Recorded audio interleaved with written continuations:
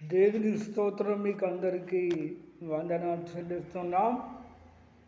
ఈరోజు దినవాక్యము 81వ కీర్తన 13-14 వచనాలు చదువుకుందాం.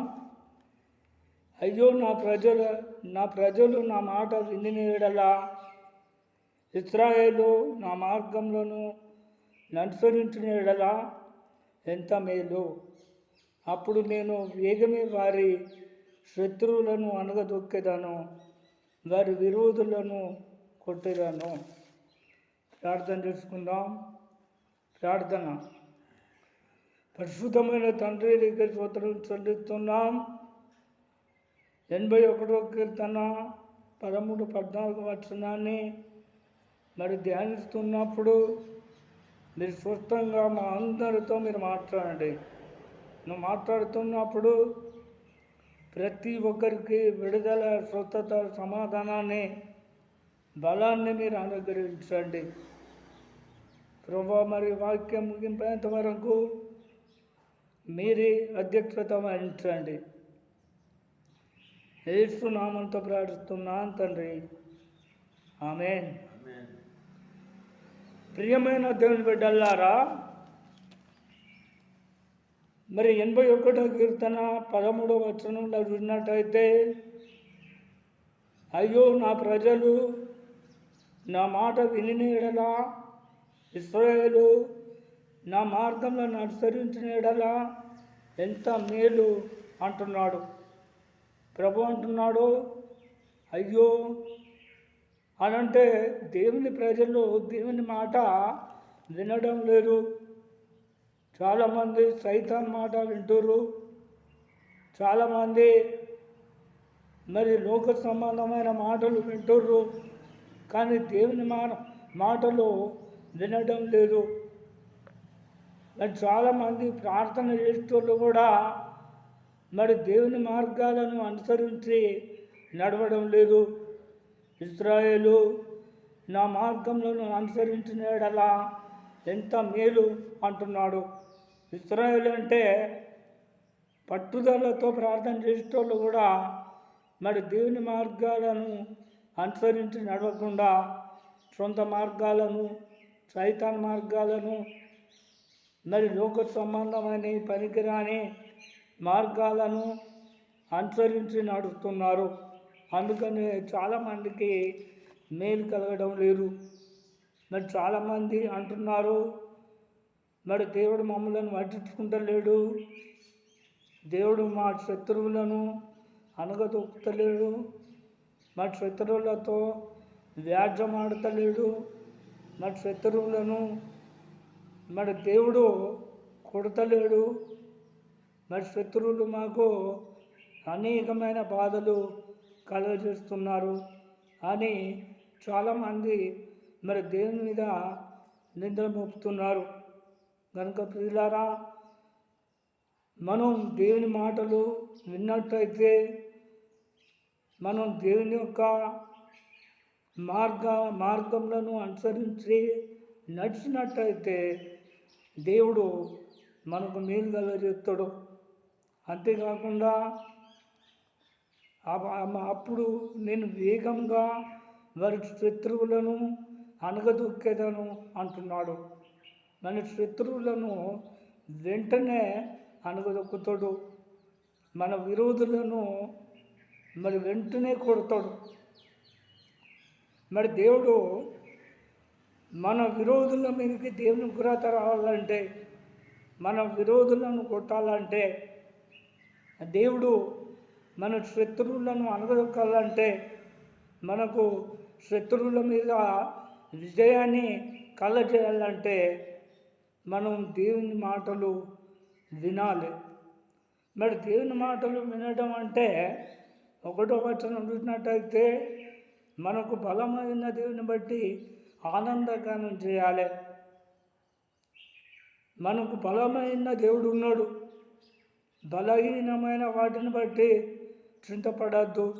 ప్రభు అంటున్నాడు, నీ చింత యావత్తు నా మీద వేయి, నీ భారం అంతా నా మీద వేయి, నీ మనవులు నాకు వినిపి నాకు మొరపెట్టు, నీకు ఉత్తరం ఇస్తా అని అంటున్నాడు. కనుక ఏ విషయంలో కూడా మనం చింతపడద్దు, బాధపడద్దు, కుంగిపోవద్దు.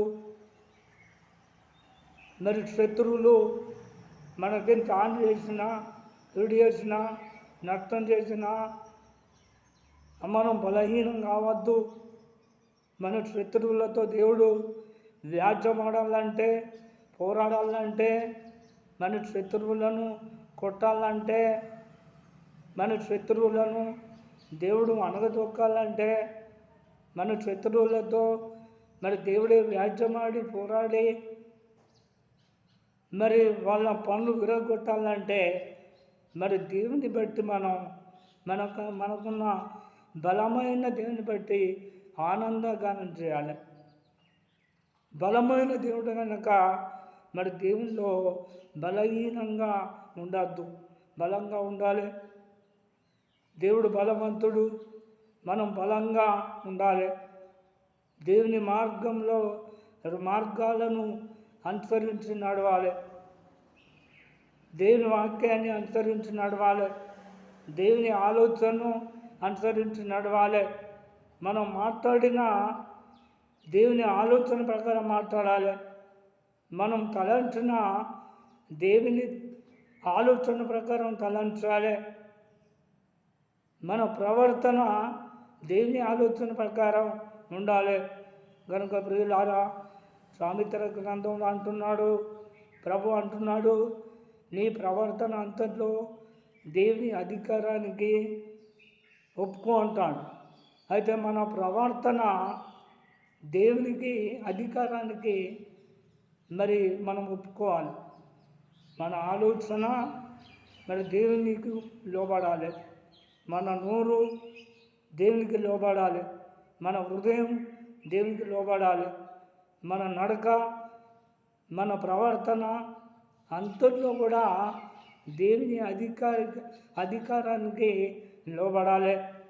దేవుడు అధికారి కనుక దేవునికి వ్యతిరేకంగా మాట్లాడడం కానీ, తలంచడం కానీ, నడవడం కానీ, ప్రవర్తించడం కానీ, వినడం కానీ మనం దేవునికి వ్యతిరేకంగా ఏది కూడా ఉండవద్దు. మరి దేవుని అనుసరించి నడవాలి. ఆయన వాక్యాన్ని అనుసరించి నడవాలి. కనుక ప్రియులారా, యెహోవా యందు భయభక్తులు కలిగి ఆయన త్రోవలో నడుచువారు అందరూ ధన్యులు అంటున్నారు. చాలామంది మరి దేవుని యందు భయం, భక్తి కలిగి ఉండలేరు. చాలామంది దేవునికి భయపడతలేరు, ఆయన త్రోవలో నడుస్తలేరు. అందుకనే ప్రభు అంటున్నాడు, అయ్యో ఇశ్రాయేలు, నా మాట విన్న ఎడల నువ్వు ఎప్పుడో బాగుపడదు, ఎప్పుడో ఆస్వాదించబడదు, ఎప్పుడో నీకు స్వస్థత కలుగుతుండే. అయ్యో ఇశ్రాయేలు, అయ్యో నా బిడ్డ, నా మాట వింటే ఎన్నడూ నీ కోరికలు నెరవేరుతుండే, నీ ఆలోచనలు సఫలమవుతుండే, నువ్వు అనుకున్నది నీకు దొరుకుతుండే. అయ్యో ఇశ్రాయేలు, నా మాట వినిన ఎడల ఎంత మేలు అంటున్నాడు. కనుక ప్రియులారా, మరి నీ శత్రువుల గురించి బాధపడుతున్నావా? శత్రువులు అంటే మనుషులే కాదు, శత్రువులు అంటే సైతాన్లే కాదు, శత్రువులు అంటే మనకున్న సమస్యలే. మరి నీకున్న సమస్యలు ఒక శత్రువు లెక్క ఉంటున్నాయి. కనుక మన మనసు మనకు ఒక్కొక్కసారి శత్రువు అయిపోతుంది. మన ఆలోచన మనకు శత్రువు అయిపోతుంది. కనుక ప్రియులారా, మరి ప్రభు అంటున్నాడు, నీ శత్రువులను అణగదొక్కుతా, నీకున్న సమస్యలను అణగదొక్కుతా.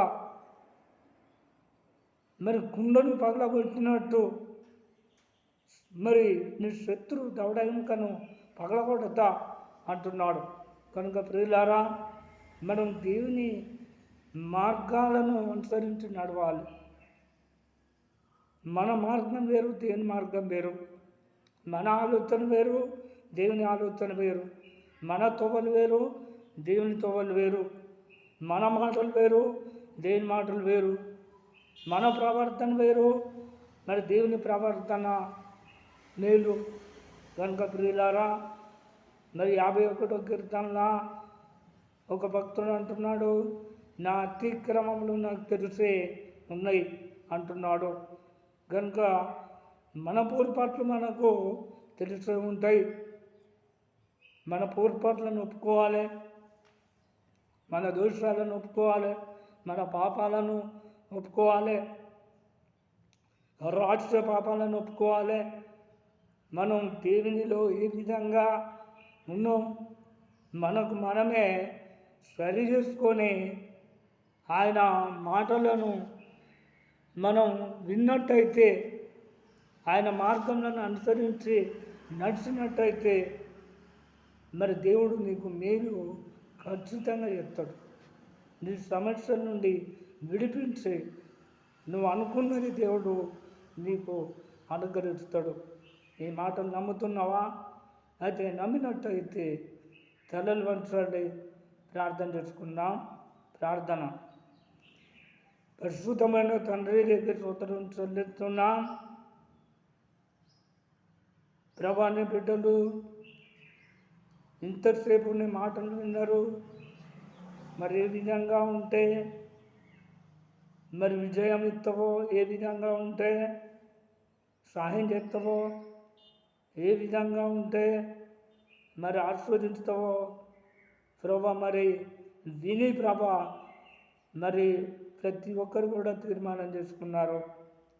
ప్రభా, ప్రతి ఒక్కరిని మీరు ఆస్వాదించండి, దీవించండి, నీ కృపలో భద్రపరచండి.